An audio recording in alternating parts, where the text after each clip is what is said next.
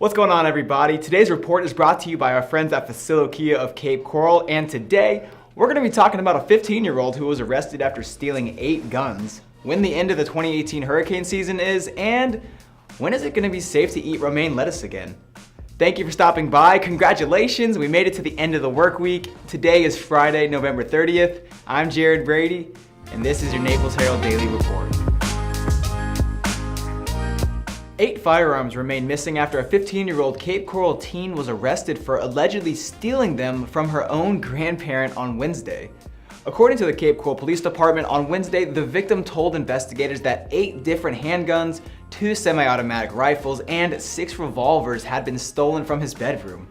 After an investigation, Cape PD said that detectives determined that the man's 15-year-old granddaughter, who lived at the home at the time, was responsible for the crime. Now, Naples Herald does not publish the names of minors who have been charged with the crime for ethical reasons, but the teen was charged with 8 counts of grand theft of a firearm and transferred to the Juvenile Assessment Center. At this time, the firearms have still not been found or recovered at this time, and the investigation is still ongoing. The story does beg the question, though, whether or not the guns were locked away properly. But we'll make sure to bring you any updates on the case as we get them. Just check in at our website at naplesherald.com. So when is it going to be safe to eat romaine lettuce? Well, according to Florida Agricultural Commissioner Adam Putnam, Florida romaine lettuce is safe to eat. As store shelves and home kitchen remain bare of the greens after an E. coli outbreak was announced the week of Thanksgiving, the outbreak of E. coli, which caused 43 illnesses in 12 states, is now believed to have come from lettuce grown in Central California, and said that they believe the lettuce grown in Southern California, Arizona, Florida, and Mexico is safe to eat. So we're all good. Romaine from those areas are being reintroduced to the market with labels showing where they were grown, and the CDC is still advising people that if the growing location cannot be determined on the packaging, to not eat it, just to avoid a similar situation.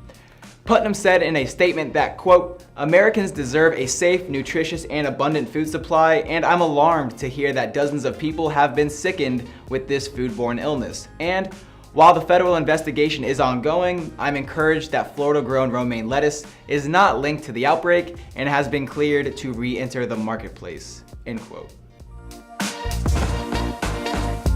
Those of you who are wondering what the official end date for the 2018 hurricane season is, it's today.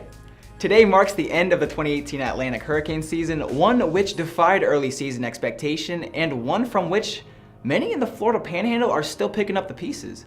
In June, when the season officially began, many forecasters were expecting an average to below average year.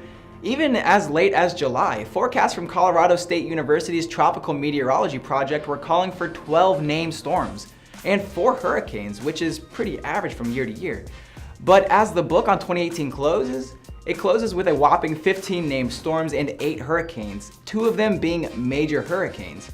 Both of those major storms hit the United States, with September's Hurricane Florence landing in the Carolinas and causing massive flooding, while October's Hurricane Michael devastated the Florida Panhandle and all but wiped out the town of Mexico Beach off the map, if you guys remember.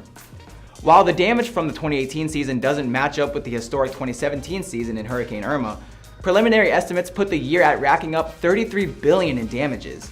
Most of that came from Florence, which caused $18 billion in damages, and Hurricane Michael, which caused $14 billion in damages. Around 150 deaths in 2018 are blamed on hurricane impacts. This year, 1/3 of those deaths are from Hurricane Michael alone. That just about does it for us here today. If you like what you heard and you want any more information about what's going on around Southwest Florida or just Florida in general, head on over to our website at naplesherald.com, follow us on social media, and if you're watching on YouTube, click that red button down there and subscribe to our channel. Again, thank you for stopping by. I hope you guys have a safe weekend, and make sure to check in Monday for your daily report. I'm Jared Brady, and that was your Naples Herald Daily Report.